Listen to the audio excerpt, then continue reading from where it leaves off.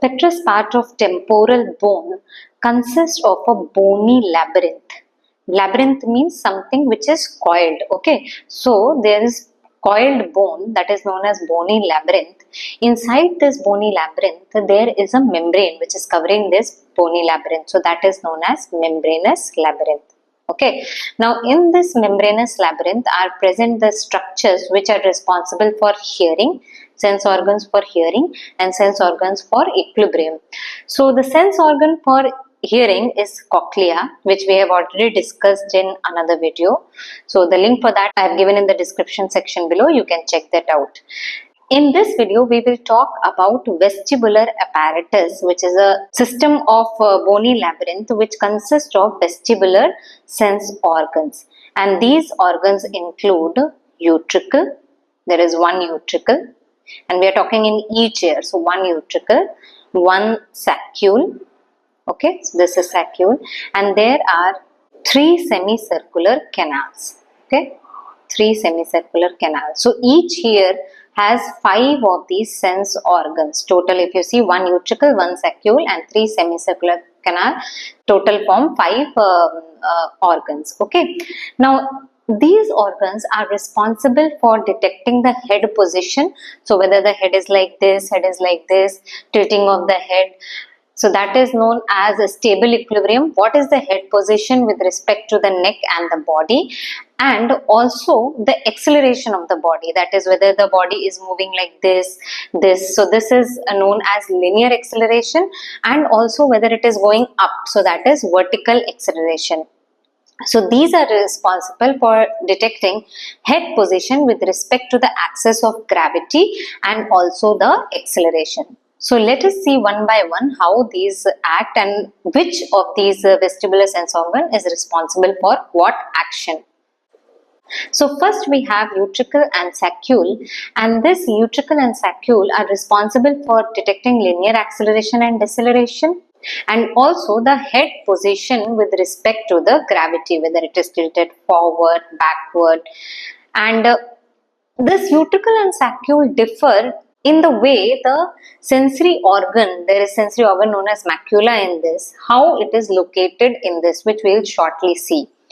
Utricle, by the virtue of the arrangement of this, it detects horizontal acceleration in upright position. So when we are standing or sitting like this, then horizontally when we are moving like this or this, so that is horizontal acceleration that is detected by utricle, and saccule detects vertical acceleration and deceleration in upright position.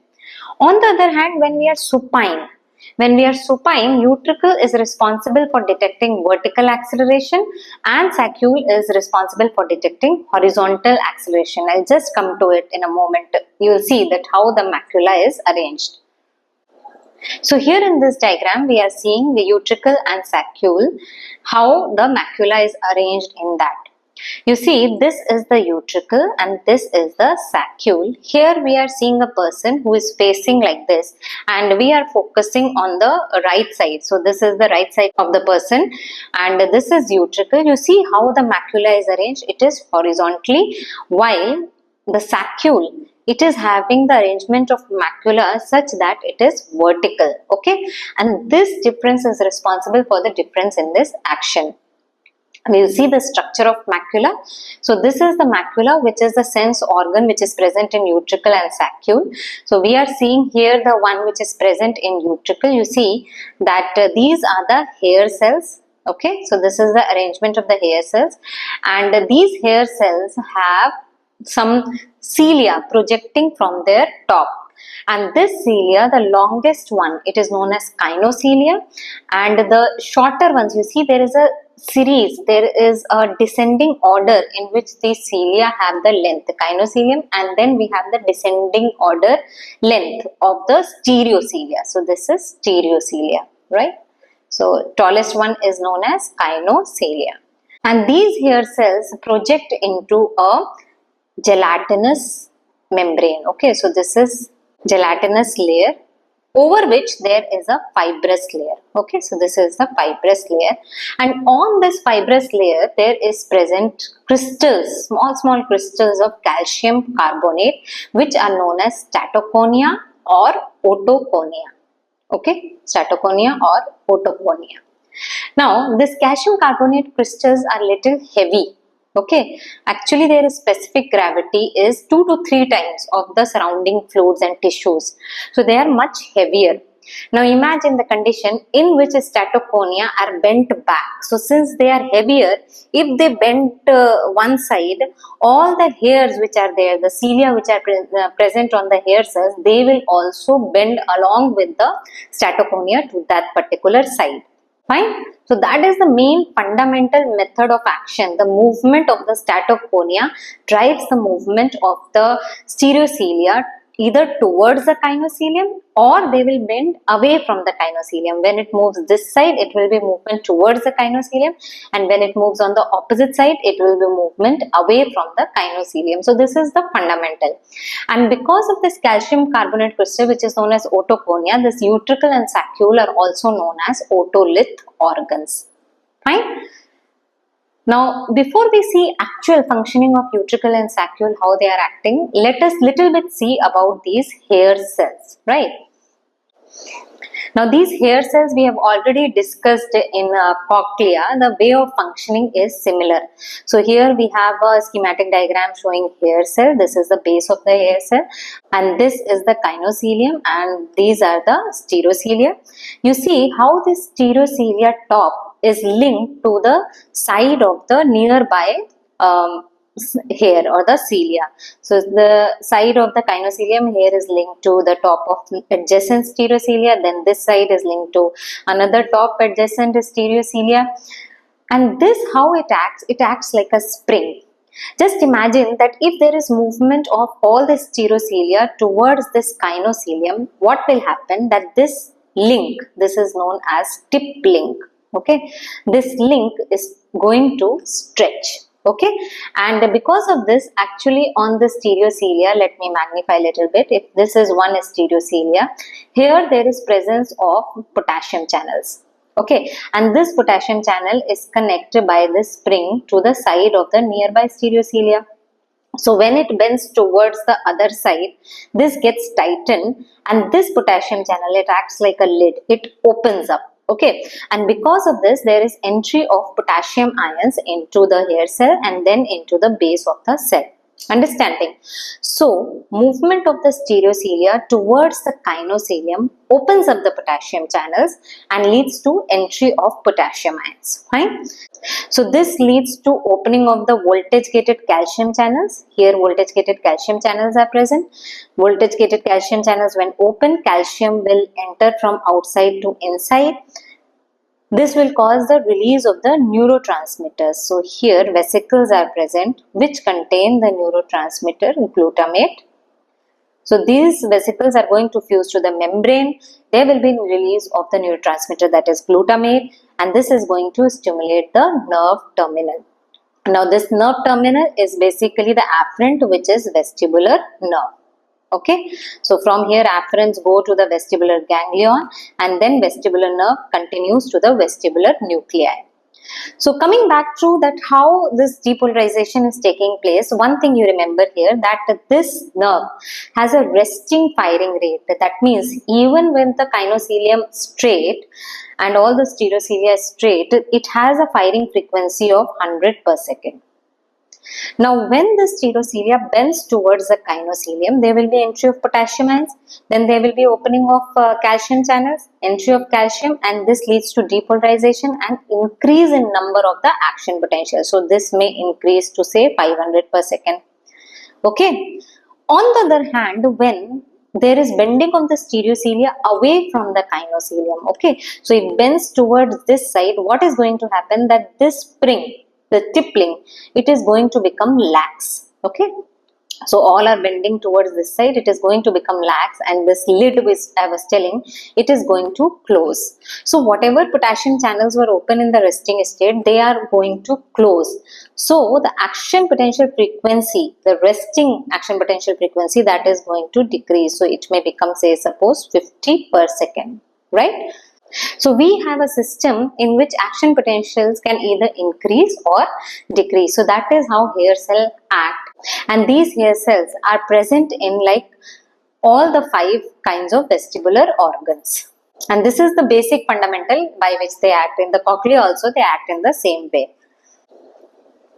Now moving on to that, how utricle is going to perform its function. So this was the arrangement, right, and this is the utricle. Now say suppose there is linear acceleration, forward horizontal acceleration is there. So say suppose you are sitting in a car and suddenly there is acceleration, the body will try to move forward. It will be thrusted forward. Now because of this thrust, the head is also going to move forward. So along with that, the bony labyrinth, the membranous labyrinth, everything is moving forward, right? But the statoconia are little heavier, so they just don't move forward like that. They have bit inertia, so they lag behind, right? And that's why they fall backwards, relative falling backwards, because everything is moving forward. Statoconia fall backward, and this causes the movement of the stereocilia towards the side of the kinocilium. Understanding? So all the bony and membranous structure has moved, but a statoconia moves back, and with that, because cilia are embedded into it, the cilia also move towards the kinocilium. So that is how linear horizontal acceleration is detected.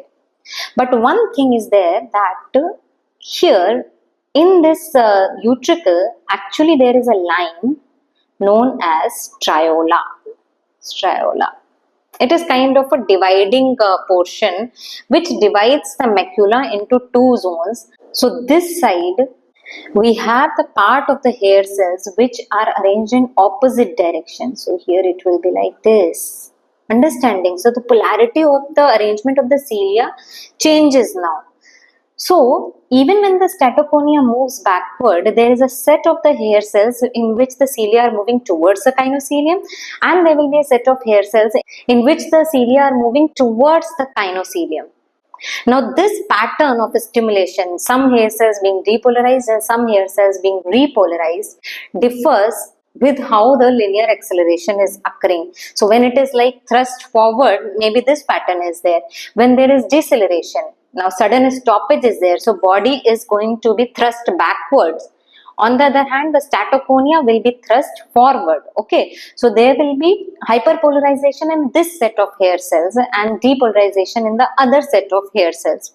So this pattern of stimulation of the hair cell reaches to the brain, and each pattern of stimulation the brain interprets as a particular acceleration in a particular direction, right? So that is how utricle functions for detecting horizontal acceleration. But utricle also has a role in detecting the head position with respect to body, whether the head is like this or the head is extended. So how that happens? That is little bit opposite to how the acceleration is being detected. So when we move our head like this, it is not the whole body which is moving. When we are moving our head like this, then along with that, because there is gravitational pull, pulling the statoconia also downward, so statoconia will move like this. Understanding? Before it was just acceleration like this. So the relative movement of the statoconia was like it was stationary, so relatively it moved backward. So there was like a movement of the stereocilia also accordingly. But here, when we are moving our head downwards, the pull of the gravity will cause the statoconia also to be pulled like that, and this will lead to the hyperpolarization, because you see stereocilia will move away from the kinocilium and there will be closure of the potassium channels. On the other hand, head extension will cause the statoconia to move backward, right? So we can say that the effect which we saw in linear acceleration is the same as that which is occurring in head extension. So now you may get confused in how the brain differentiates whether head extension is happening or linear acceleration is happening. That is because brain is receiving not only impulses from utricle, but it is also receiving impulses from your neck, from different parts of the body. So the proprioceptive impulses from the neck will tell the brain that okay, neck is in this position, and when the body is moving, you see the neck position with respect to head is same, but when head is moving like this, now that angle has come, right? So proprioceptive impulses will go differently, and hence the brain will know that what is the head position with respect to neck and the body. So that was how utricle detects the linear horizontal acceleration and head flexion and extension. Moving on to saccule. So here this diagram is showing the arrangement of the macula in the saccule. So this is saccule and this is the macula, which is arranged vertically. That means the hair cells which are there, you see their orientation, how they are arranged. This is the kinocilium and these are the stereocilia. Now how this will be detected? See, when we are sitting like this, obviously the statoconia pull will be towards the kinocilium, right? So this is pulling, the gravity is pulling, and we are having the sensation of the head being upright. But when we are in supine position, what is going to happen? In supine position, you invert this, okay? So this is going to be lying down. So in that position, in saccule, the macula will be like this, horizontal. So that will have the resting activity of the vestibular nerve from the macula of the saccule. And that is how much? 100 per second, okay? Now, suppose there is vertical acceleration. Suppose you are in a lift, then there is vertical acceleration, sudden moving upward. But the pull of the gravity is downwards, okay? So there will be more relative movement of the statoconia downward. It is not like that when we are moving upward, the body is moving, but statoconia is heavier, so it will not move instantly, it will be downward, okay? So that will cause here depolarization, I mean more depolarization of these hair cells, and that will increase the number of the action potentials. So that is how saccule detects the linear vertical acceleration. And just like what we saw in utricle, in saccule also we have these hair cells arranged in different polarity. So there will be a point here where this polarity is going to be reversed, okay? So hair cells will be arranged like this. So again, the pattern of information which is coming from these hair cells will apprise the brain that okay, this is the position of the head, or this is how the acceleration is going on. Now, one thing before I move on to semicircular canal, I want to bring it here that head position, it is consistently being, the information is consistently being going to the cortex. How? See, when we change the head position like this, then the statoconia will be down continuously and there will be continuous either stimulation or inhibition of the hair cells, and that information is going to reach to the cortex. But when there is acceleration, that is not going to happen, because for a small moment of time when acceleration happens, then that relative movement is towards the opposite side. When the inertia catches up, okay, because of inertia the movement is on the other side. After some time it will be the same as that of the movement, then the statoconia is going to come back to its own position.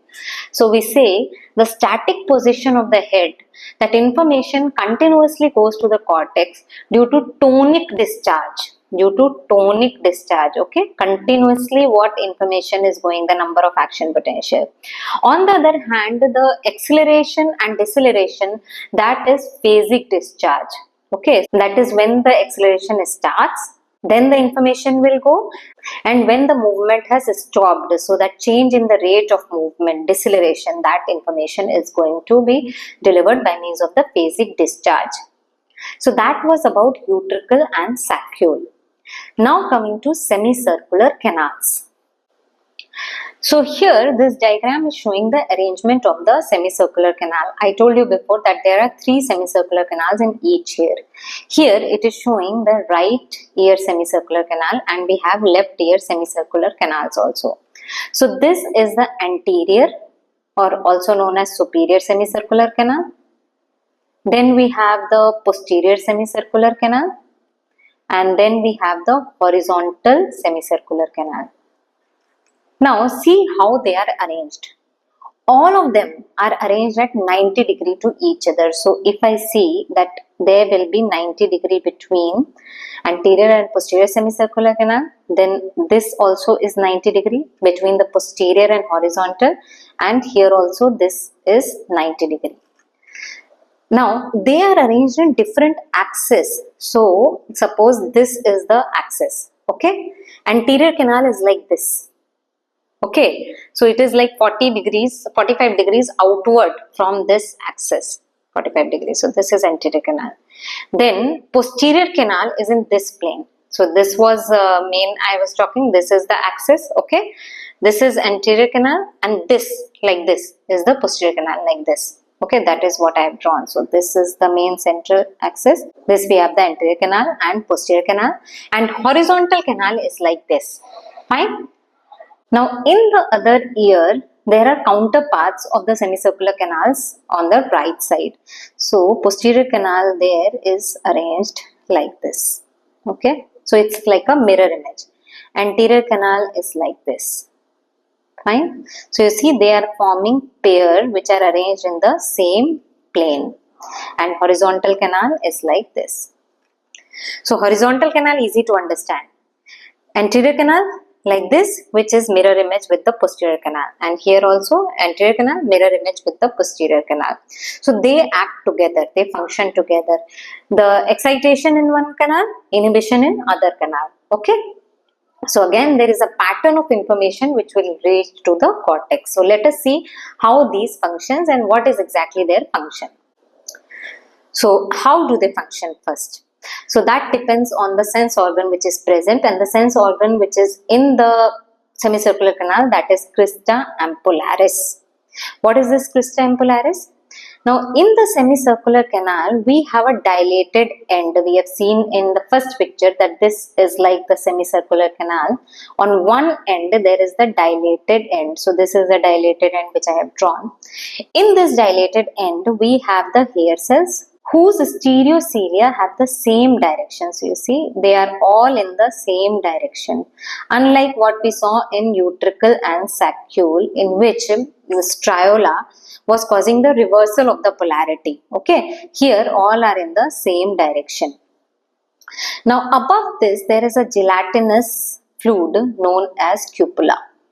Okay, it is elastic, gelatinous fluid known as cupula, and this is filled with endolymph. Actually all the membranous labyrinth are filled with endolymph, right? So this is filled with endolymph. So this is the basic sense organ. Coming to that how it functions. So semicircular canal is for the detection of angular acceleration. How? See, this is the horizontal semicircular canal and this is the vertical axis. Now along this vertical axis, when we move our head like this, it is detected by horizontal semicircular canals, right? So all the semicircular canals detect the rotation of the head in an axis which is perpendicular to them, right? Horizontal. So when we move like this is detected by horizontal semicircular canal. Suppose when we are in supine position and when we are rolling, so that is in horizontal direction, that will not be detected by the horizontal semicircular canal. Other canals will come into play for that. Similarly, suppose when we are nodding, so this is the axis, right? So this is also head movement along this horizontal axis. All this kind of angular accelerations are detected by semicircular canal. So let us see how. We will take the example of horizontal acceleration. It can be like this, or it can be movement of the whole body spinning around the axis. So just to understand here, we are seeing one semicircular canal, then we will see how it differs in left and right side ear. So here we are seeing, suppose there is movement towards this side. Okay, so I am moving like this. If I am moving like this, then you see the semicircular canal of this side and this side both will move along with the head. But again, the endolymph which is there will be relative opposite movement. So it will move that side. And why is that? Because of inertia. Again, that it will not move along with the head, it will lag behind. So there will be inertia. Now this will cause movement of this cupula to the other side. So it will bend something like this. Okay, bending of the cupula. It's a curtain-like structure. It will bend, and along with that there will be bending of the stereocilia towards the kinocilium. Understanding? So why there is depolarization or hyperpolarization? Because of the inertia in the fluid movement. So that is fundamental. Inertia in the fluid movement will cause the bending of the cupula and hence movement of stereocilia. That is one thing. Second thing, like we saw in utricle and saccule, that there also it is only the acceleration part which is detected. So once it is continuous, right, here somebody is spinning in a particular speed, then this is not going to happen because the endolymph is going to catch up, and then there will be elastic recoil of the scapula to its original position. Okay, so no further stimulation or inhibition is going to take place. Okay, so it is only the acceleration and then the stoppage which is detected. In between there will be no stimulus. Fine. Now we will take one example of rotation of the head and we'll see how information is going from each of the ears.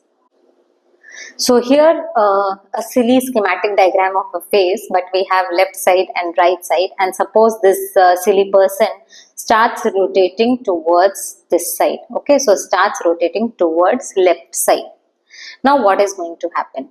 The fluid is going to move towards this side, right? Then what is going to happen this side? Actually the person is moving like this, isn't it? So the fluid is moving like this. So one side there will be movement of the stereocilia towards the kinocilium, and the other side there will be movement of the stereocilia away from the kinocilium. Actually, to the side where the rotation is occurring, this side there will be movement towards the kinocilium, so there will be depolarization. On the other side there will be hyperpolarization. Okay, so depolarization towards the side where the rotation is occurring. Simple to remember, isn't it? So right side means there will be depolarization in the right ear semicircular canal, and with the pattern information which reaches to the cortex, it will deduce that which side the head is rotating or the body is rotating. Now till now we have talked about what is the sensory perception. Okay, we were talking about the position of the head with respect to gravity. We talked about linear horizontal acceleration. We talked about vertical acceleration. We talked about angular acceleration as well. So that is the sensory part, the sensory function of the vestibular organ. But now owing to that there are certain responses which occur, and these responses are basically three.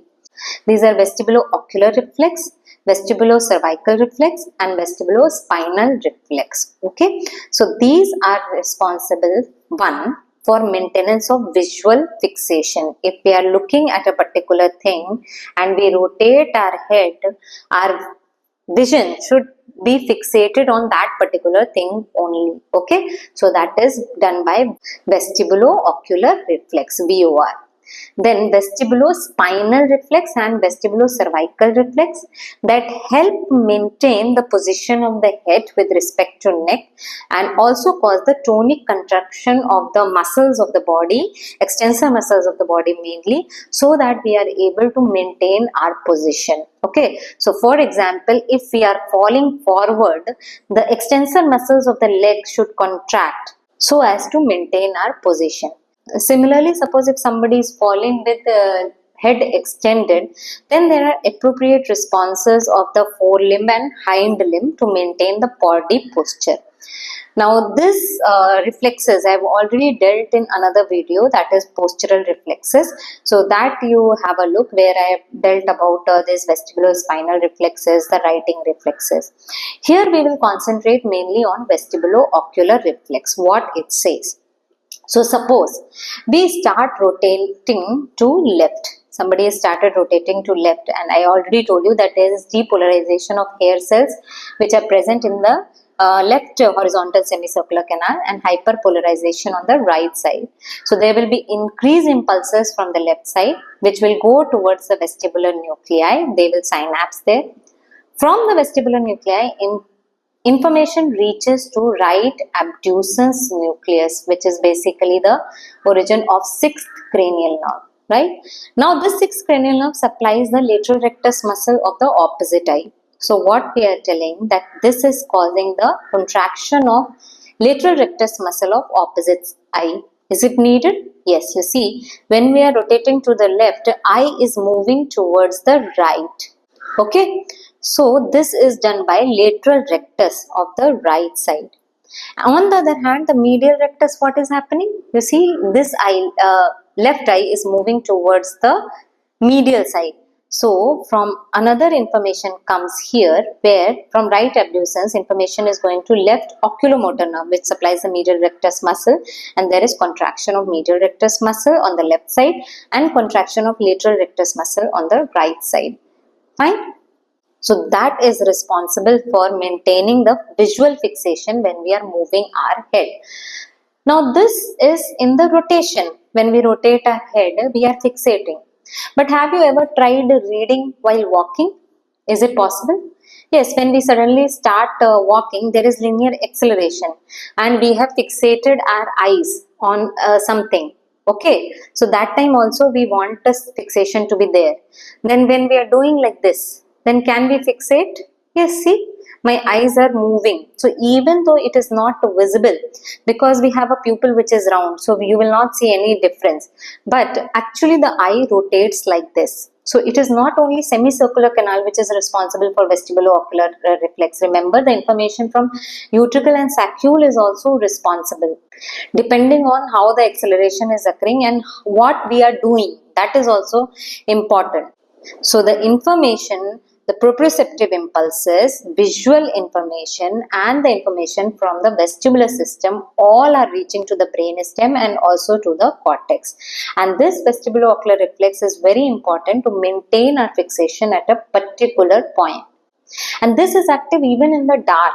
Because if this does not occur, what is going to happen? That our eyes will move along with our head and our visual world is going to move along with that and we will feel dizzy. Now, when we talk about vestibular ocular reflex, we talk about eye movement, which consists of two components. One is the slow component and the other is the fast component. The slow component is the one which we have just discussed. Moving the head to the left, the eyes are moving to the right.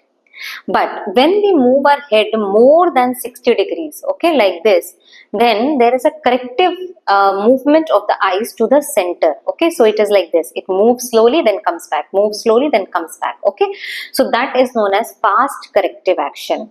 Now, for this slow movement of the eye, what is responsible? It is the information from the vestibular nuclei. But for the fast corrective action, actually from this vestibular nuclei, information is going to the flocculonodular lobe of the cerebellum. And from there, through medial longitudinal fasciculus, information is going to these oculomotor nuclei, which is responsible for this fast corrective action. So, these two movements of the eye, when combined together, that is known as nystagmus, to and fro movement of the eye. And the direction of the nystagmus, we say it is based on the fast side direction, right? So we saw that when we are moving towards the left, slow component is towards the right and corrective action is again towards the side which we are rotating. Okay, so this is important. Why this corrective action is happening? Because you see, eyes are reaching the limits of the orbit. They cannot go backwards like that. So to fixate, there is a correction so that it brings to the center and again it goes back. Okay, so that our visual fixation is maintained. So I told you that fast side movement, that is the direction of the nystagmus. Simple to remember. See, rotation to the left, depolarization in the left side and fast corrective movement also to the left side. So direction of the nystagmus is the same as that of the side of the rotation. Fine. Coming to the last part, that is the caloric stimulation test. This caloric stimulation test is a test to assess the integrity of vestibular system, right? So what we do with the person in a lying position and 30 degrees his head is raised. Okay, so it is like this, 30 degrees his head is raised. In this position, horizontal canal is perfectly vertical. Why? See, horizontal canal is not exactly like this. When our head is 30-degree bent, then in that case horizontal canal is perfectly horizontal. So when we are in supine position, that time when 30-degree it is raised, then the horizontal canal will be in vertical position. Fine. So with the patient in this position, we irrigate the ears. So when we irrigate the ears with cold saline, what happens that convection currents are set up in the endolymph and it mimics the same as that of rotation. So when left ear is irrigated with cold saline, it mimics as if the person is rotating to the right side.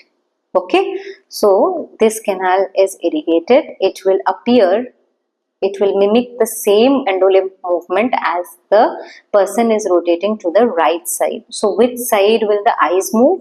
Slow component of the eyes will be towards the left side, opposite side. Fast component will be towards the right side. Okay, right side.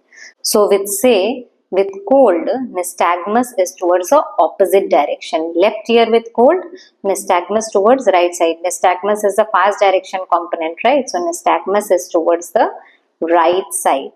Okay, because it is mimicking rotation to right. So depolarization in the right, fast corrective component in the right side. On the other hand, if we irrigate left ear with warm saline, in that case it mimics the rotation to the left side. So nystagmus is towards the left side. Okay, so there is a very commonly known mnemonic that is known as cows. Okay, that is, cold will cause the nystagmus to the opposite side and warm will cause the nystagmus to the same side. So this was a detailed video on vestibular apparatus, how the various components are important for detecting the head movement with respect to gravity, how they are responsible for detecting the linear acceleration both in horizontal and vertical direction and the angular acceleration, and what are the responses, that is the vestibulo-ocular reflex, vestibulo-cervical reflex and vestibulo-spinal reflex. Thanks for watching the video. If you liked it, do press the like button, share the video with others and don't forget to subscribe to the channel Physiology Open. Thank you.